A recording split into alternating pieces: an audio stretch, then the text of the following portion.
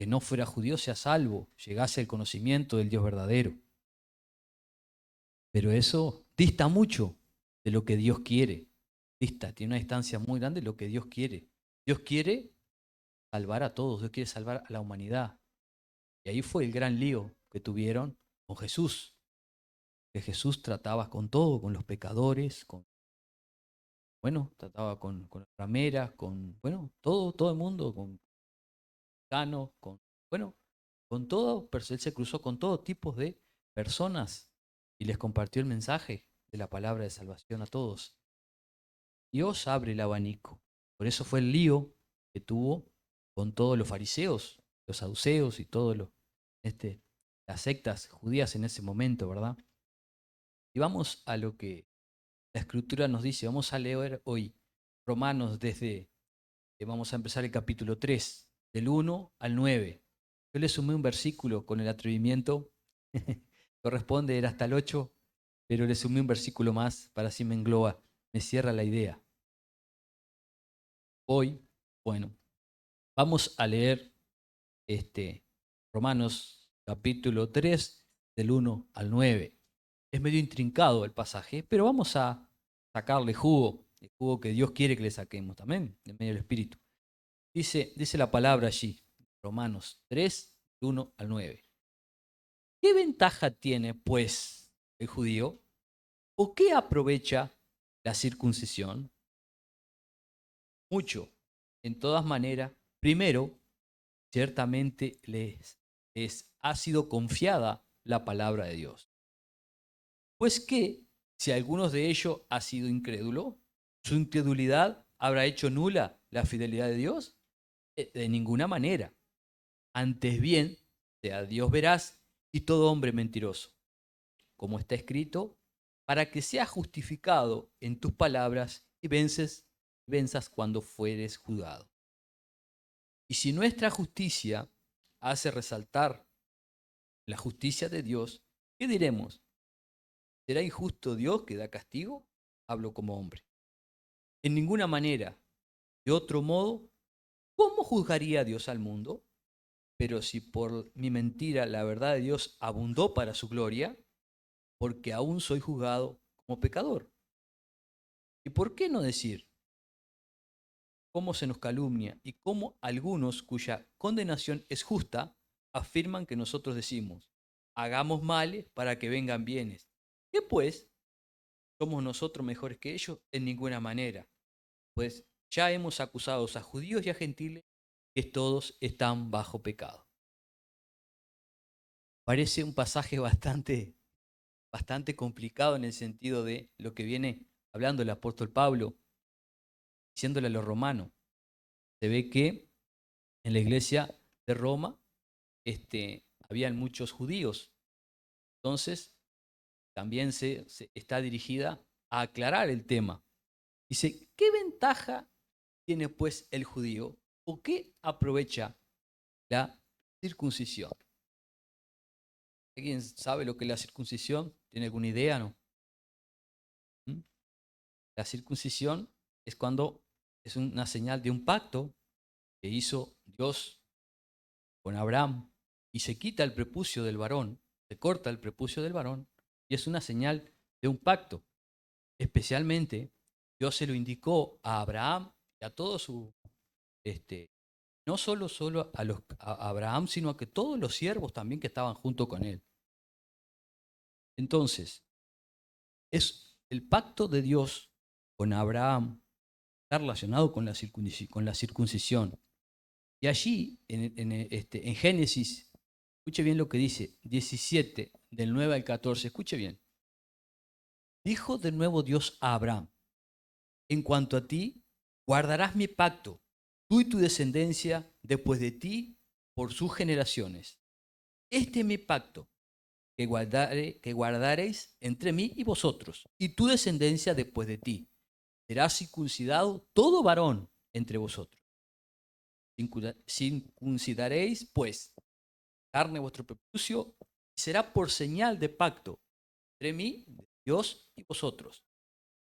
Y de edad de 8 días será circuncidado todo varón entre vosotros por vuestras generaciones, el nacido en casa el comprado por dinero o cualquier extranjero que no fuese de tu linaje.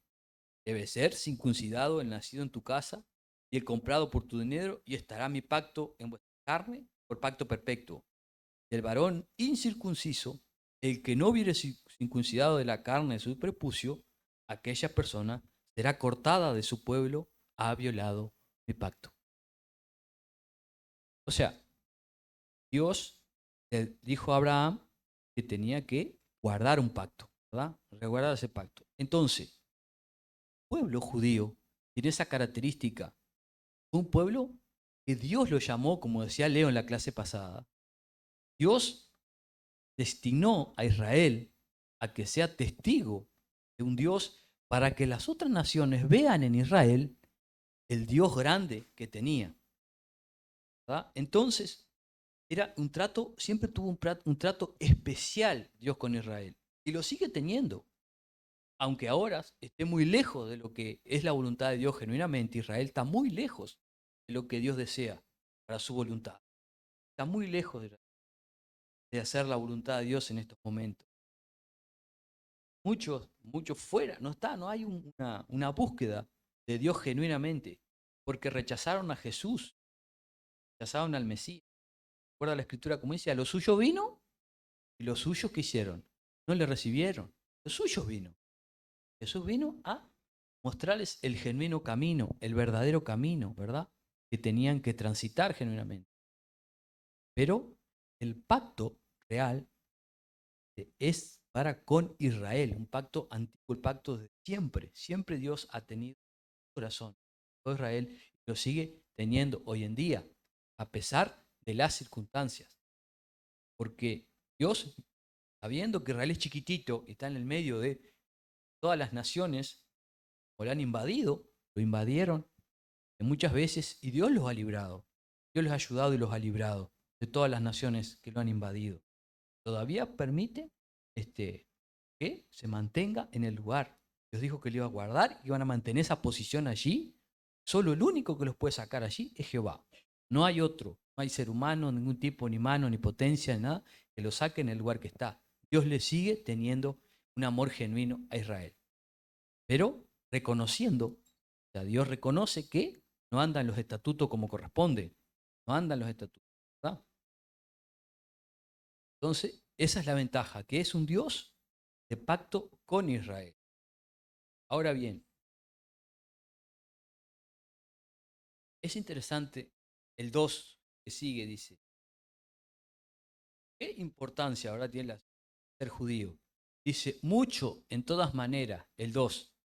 Primero, ciertamente le ha sido confiada, interesante este versículo, dice que le ha sido confiada la palabra de Dios. ¿Quién recibió la ley? La ley de Jehová mismo. Israel, ¿no? Por medio de Moisés. Dios le dio la ley a Israel. La ley vino por medio del pueblo de Israel, ¿verdad? Entonces dice, mucho, en todas maneras. Primero, ciertamente, le ha sido confiada la palabra de Dios a Israel. Dios le confió la palabra a Israel. Sabemos que siempre ha sido el pueblo preferido de Dios. Y les voy a leer unos versículos allí. En Éxodo 5:1 dice, después Moisés y Aarón entraron a la presencia de Faraón y le dijeron, Jehová, el Dios de Israel, dice así, deja ir a mi pueblo a celebrarme fiesta en el desierto.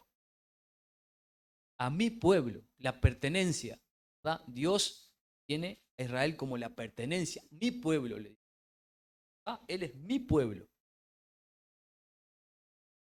La pertenencia que Dios, la confianza que le tenía a cierto punto, ¿verdad? Hasta cierto punto. Cuando Israel se descarriaba, bueno, llegaba el palo, ¿no? Dice, y Nehemías 8:9 dice, y Nehemías, el gobernador y el sacerdote Edras, escriba, los levitas que hacían entender al pueblo, dijeron a todo el pueblo, día santo es el de Jehová nuestro Dios, no os intrescáis ni lloréis, porque todo el pueblo estaba oyendo la palabra de la ley. Bueno, cambio. Gracias. Vamos arriba.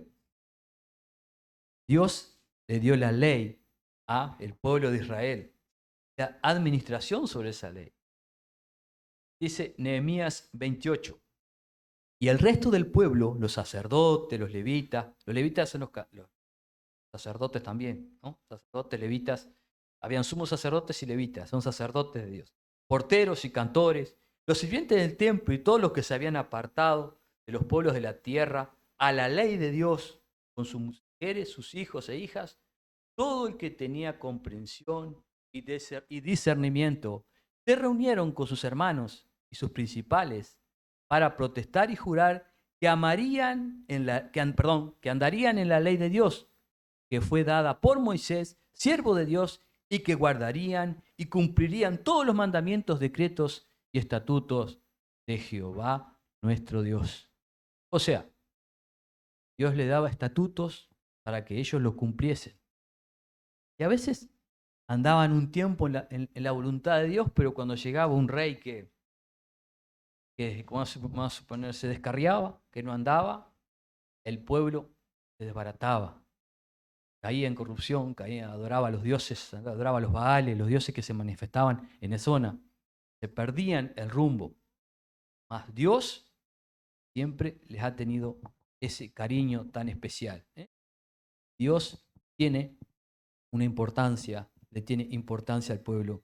Y ciertamente a Israel le fue confiada la palabra de Dios. Tiene confiada la palabra de Dios. Es cierto, no la administraba como corresponde, ni la administraba como corresponde. Muchas veces sí lo hacía, pero en otros momentos no lo hacía. No se hace aparecer nuestras actitudes a veces. Una vez es con un pico alto espiritualmente arriba allá y de repente en bajada. Normalmente levantamos espiritualmente y en bajada de nuevo. Israel. Dijo Leo que era un símbolo de la iglesia. Él dijo en la clase anterior, estaba relacionado y vinculado con la iglesia. Israel, un símbolo de la iglesia. O sea, mirás Israel y mirás la iglesia y hay muchas cosas que son muy parecidas. Tenemos la ley de Dios, o la palabra de Dios, la vivimos, tenemos a nuestra mano, ni la leemos tan siquiera. Pero tenemos que instruirnos en lo que Dios nos dice, porque es la forma de qué, de vivir dentro de la palabra. Si no conocemos algo, ¿cómo vamos a vivirlo, verdad? No podemos, no tenemos cómo poder vivir, ¿verdad? Ahora bien, yo puse aquí capítulo 3, perdón, el versículo 3, estamos en el capítulo 3, pero el versículo 3 dice, pues que si alguno de ellos ha sido incrédulo, su incredulidad habrá hecho nula la fidelidad de Dios. Yo le puse aquí una actitud para no imitar. O sea, el pueblo de Israel, incrédulos. Había incrédulos, hay incrédulos y sigue habiendo incrédulos en lo que Dios dice, en su palabra. Pero hay un detalle importante, ¿verdad? Que ellos, que Israel, que tiene la palabra que le fue confiada, sea incrédulo, no significa que anule la palabra de Dios. ¿Me explico derecho? La fidelidad de Dios es real, es genuina. Por más que el pueblo de Dios no anduviera en los estatutos, que como corresponde, no anduviera en la ordenanza que Dios les daba, no hace nula la fidelidad de Dios. O sea, yo no puedo mirar la conducta de otro y guiarme por lo que hace el otro. Si es incrédulo y hace lo que no le agrada a Dios, es aquel, no yo. Yo tengo que adquirir la responsabilidad delante de Dios mía para con Dios. ¿Verdad? El ejemplo, si Israel me es mal ejemplo, no lo debo seguir. Estoy diciendo, pues que si alguno de ellos ha sido incrédulo, su incredulidad habrá hecho nula la fidelidad. Claro que no, jamás. Y él lo responde, dice, la fidelidad de Dios no está sujeta a ningún comportamiento del pueblo judío, no está sujeta a lo que ellos hacen. Conoce la ley de Dios, no condiciona la fidelidad de Dios.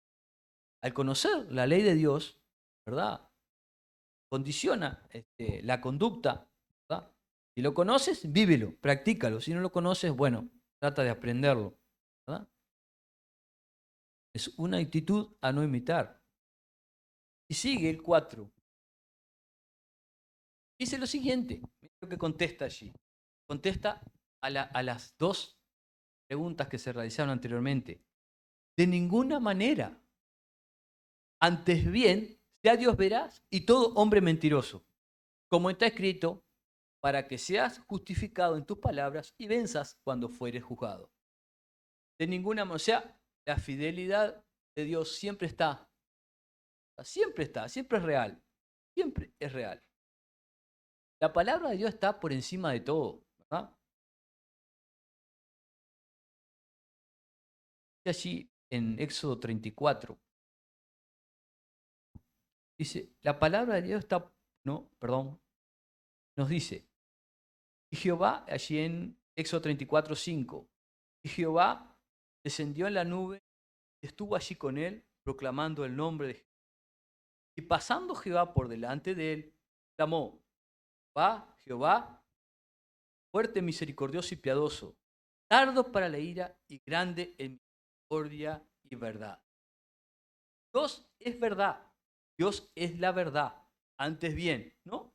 Dios sea verdad y todo hombre mentiroso. O sea que por encima de lo que yo pueda decirse que está, decirles que está la palabra de Dios, ¿verdad? Encima de lo que uno pueda decir, hablar, argumentar, está la palabra de Dios. Encima de todo argumento, de todo comportamiento y conducta judía o no judía, donde sea, lo que sea, está la palabra de Dios por encima, porque la que nos va a juzgar, ¿verdad? Por la cual vamos a pasar en su momento. Dijo Jesús allí, yo soy el camino, la verdad y la vida. Nadie viene al Padre sino por mí.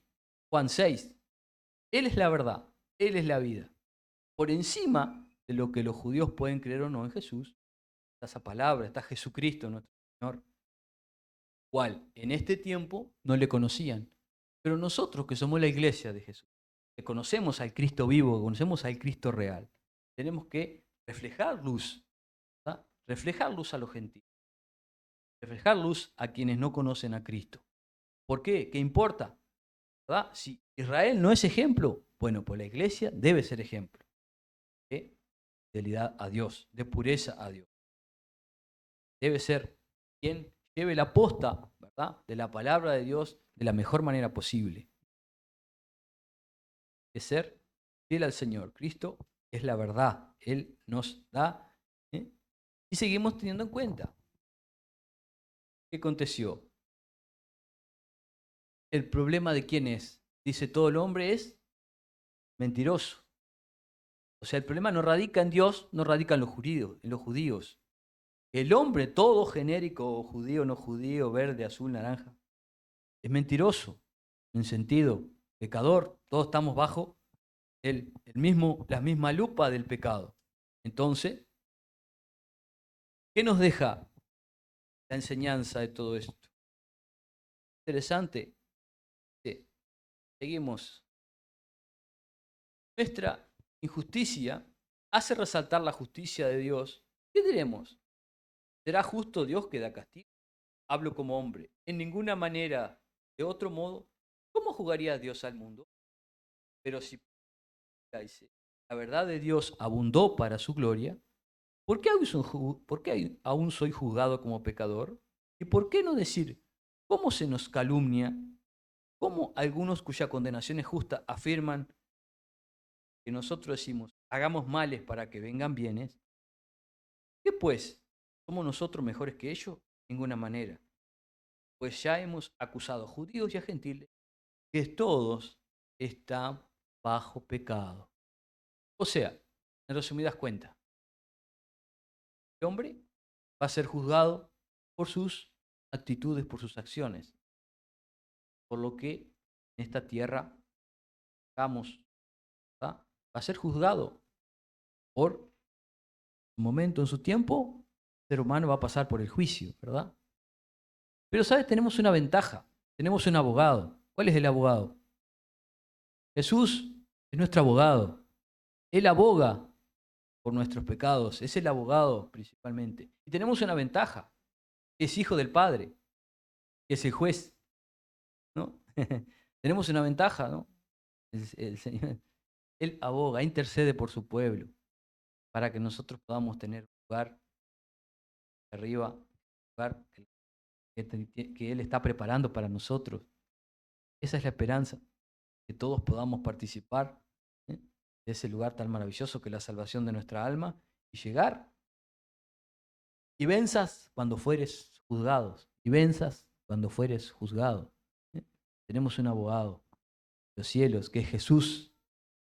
Hemos desobedecido al Señor. Bueno, arrodillémonos delante de Él y pidamos perdón y tratemos de levantarnos con de la mejor manera posible, ¿verdad? Tratar de levantarnos y ser fieles a Él.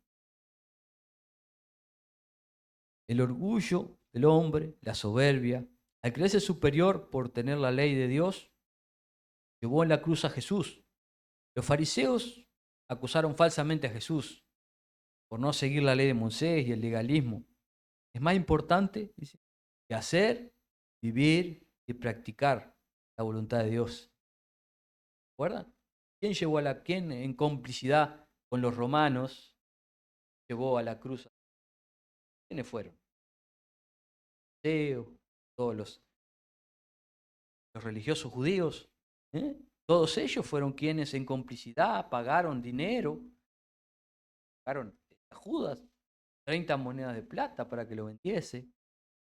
Todo hubo un complot. Es cierto, sabíamos que Jesús iba a ir a la cruz. Hay que recordar este pasaje importante porque revela la actitud de Israel, ¿verdad? Revela el genuino corazón de Israel, ¿verdad? El genuino corazón de Israel que no le importaba si alguien era sanado un día de reposo, domingo, un sábado sería, para ellos un sábado, si era sanado, no, lo importante era que lo hacía el sábado, no era que se había sido sanado. Era tan ciego, tan la ceguera espiritual de Israel, que es preferible que un hombre muera por todos. ¿Y a quién soltaron? ¿Qué prefirieron soltar? ¿A quién? ¿Se acuerdan? A Barrabás, que era un preso que perpetua, era un criminal. Prefirieron a Barrabás que a Jesús, que no les había hecho ningún daño, que no le hizo ningún daño. Al revés, le dio la palabra como era, genuinamente. Aunque, digamos, el pueblo, muchos de ellos creyeron, pero algunos, no todos, mínimos. Los mínimos fueron que creyeron. Y la iglesia en un principio fue judía. Después con el tiempo se fueron, vieron que el pueblo no judío, el gentil, el griego, todos los pueblos, los romanos, todos empezaron a creer en Jesús, ¿no? Y la soberbia llenó el corazón de esos hombres. ¿Para qué? Para entregar a Cristo en la cruz, para llevarlo a la cruz. Él iba a ir a la cruz, pero incentivaron para que él pudiese llegar a la cruz, ¿no? Voy a leer un pasaje, va a ser cortito esto, ya para cerrar prácticamente.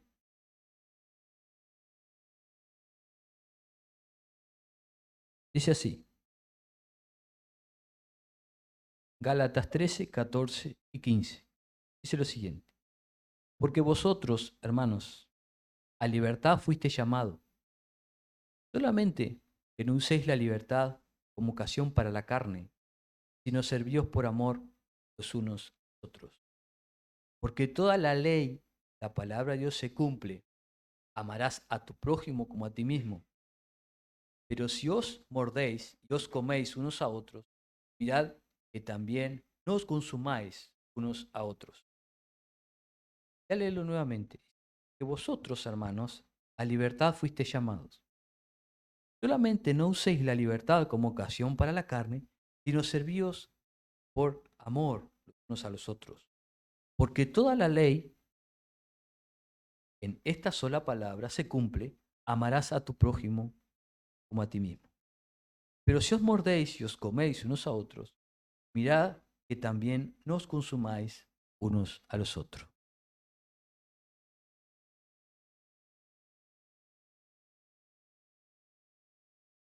Hermanos, Israel quedó esclavo de sus leyes y cuando Cristo vino a renovar el pacto, el genuino pacto de Dios, el nuevo pacto en su sangre, Israel lo rechazó. Hermanos, Dios nos ha llamado a libertad, a ser libres en Cristo Jesús. Nos gusta guardar las Escrituras y es nuestro deber y responsabilidad de amarnos unos a los otros. Dice que ahí se cumple la ley, ¿verdad? Ahí se cumple la ley de Dios. En esa práctica tan sencilla se cumple toda la ley de Dios. ¿Por qué? Porque la ley nos impulsa a amarnos unos a nosotros, a querernos unos a otros. Eso impulsa a ser libres en el Señor y a no ser esclavos del pecado. Que nuestra carne muera, que nuestras actitudes pecaminosas mueran delante de Cristo, que podamos ser una nueva criatura cada día, podamos tener el nuevo nacimiento que Dios quiere que tengamos cada día. Pablo decía, muero cada día, decía. ¿Eh? Muero cada día. ¿Por qué decía eso? Porque él, más lo que vivo ahora, dice, lo vivo en Cristo Jesús. La libertad que Él me dio, ahora lo vivo en Cristo Jesús. Y recuerden, Él fue fariseo, perseguidor de la iglesia. Recuerden que tuvo esa actitud. ¿Recuerdan? Él cuidaba las ropas no me acuerdo si era de los que apedreaban a los cristianos. Recuerda que Él fue quien persiguió a la iglesia. Pero él, después que fue libre, se dio cuenta de cuán importante era Jesucristo y que Él le dio esa libertad que Él predicaba a los propios judíos, a los propios hermanos de sangre, para que tuvieran la libertad y no fueran esclavos de sus leyes, propiamente dicho. Pues no eran en sí las leyes que Dios manda, sino las leyes que los propios fariseos habían creado. Las propias leyes que los fariseos habían creado, fuera sumándole a la palabra de Dios. Se sumaban a la palabra en vez de hacer la voluntad de Dios. Y Jesús siempre les puso ejemplo. ¿Se acuerdan del buen samaritano? ¿No? Ejemplos para que ellos pudieran vivir lo que Dios, ¿eh? Ese buen samaritano, cuando el único que lo auxilió a la persona que estaba accidentada fue un samaritano. No era judío, no era sacerdote, era un pueblo que odiaba a Israel. Se odiaban entre ellos, no se podían ni ver. Mas Jesús les enseñó que tenían que velar y amar a los otros pueblos también. Mirar, y siempre se relacionaba con los samaritanos, un pueblo que no era judío, era odiado por los judíos. Eran odiados, no se podían ni ver, no se juntaban. Por eso que la buena samaritana dice, no, dice, samaritanos y judíos no se juntan. No se juntaban, literalmente. Entonces eso generaba un peso, ¿viste? Que cerraba el círculo, se creían dueños de la palabra de Dios, dueños de las leyes, apropiados de las leyes, y generaban un conflicto. La postre que crucificaron a Jesús por todo esto, por todo ese conflicto interno. Pero Dios vino, Jesús vino y nos ha hecho libre. Que podamos tener la libertad que Dios nos ha dado y que no nos consumamos los unos a los otros. Dice, amáis a tu prójimo como a ti mismo, pero no os mordéis y os comáis unos a otros. Significa la disensión, significa el problema entre nosotros. Mirad que también no os consumáis unos a los otros. Si nosotros, hermano, entre nosotros, generamos batallas y problemas, se trasciende, se debilita el cuerpo. Se debilita el cuerpo. El cuerpo tiene que ser unido, tenemos que ser una unidad. Uno, un cuerpo, somos uno, Jesús. Tiene que estar unido, concertado, como dice cierto versículo. Somos unos, concertados, unidos, cada uno participando en el cuerpo, la parte que le corresponde ser. ¿No? El que está en la alabanza, el que predica, predica, limpia el templo, limpia el templo. Todos somos uno, somos un cuerpo, cada uno en su función que Dios le ha colocado, en lo que Dios le ha llamado.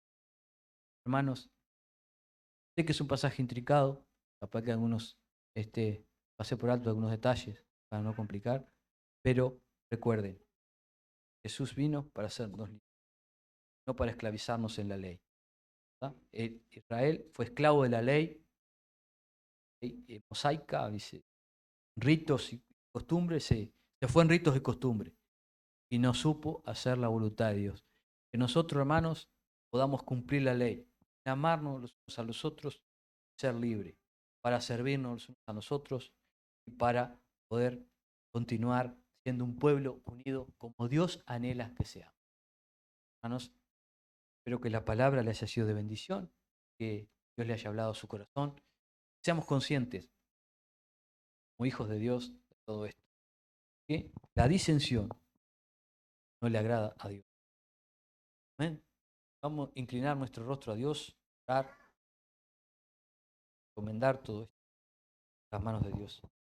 Padre bueno, sabemos que tú eres nuestro Señor, que muchas veces, Señor amados, no caminamos como a ti te agrada, Señor, sino que nuestra debilidad a veces se hace mayor y erramos, Señor. Ayúdanos a ser ovejas de tu prado, ayúdanos a amarnos unos a los otros, a olvidar, Padre bueno, nuestras diferencias, a tratar de ser uno en Cristo, como tú deseas que seamos, para poder caminar como la iglesia, como tú quieres que camine, Señor. Que no tomemos los malos ejemplos, sino que podamos vivir los buenos ejemplos para poder seguir amándote, seguir sirviéndote de muchas maneras. Y cuando erremos también poder pedir perdón y ser conscientes a veces cuando erramos y poder, Señor, reconocer el error en nuestras vidas y arrepentirnos y seguir adelante. Gracias, Padre, por tu pueblo. Bendice la iglesia, bendice a cada hermano. Ten misericordia de aquellos que están enfermos, Señor. Y ayúdales, Señor, a sobrellevar, Señor, la enfermedad. Padre bueno, y ayúdales, Padre, porque tú eres un Dios fiel. Gracias porque estás presente en cada una de nuestras vidas. Siempre, Señor, nos estás guardando cada día. Ayúdanos a serte fiel. Ayúdanos a que caminemos genuinamente contigo, Señor. Y podamos, Señor, fiel reflejo de tu palabra. El reflejo, ser luz en el camino. ¿Sí? Ser agua para el sediento. Padre bueno, ser luz para aquellos que no te conocen. También amarte cada día para poder seguir adelante. Gracias por tu pueblo. Bendícelo y guárdalo de todo mal. En el nombre de Jesús. Amén y amén.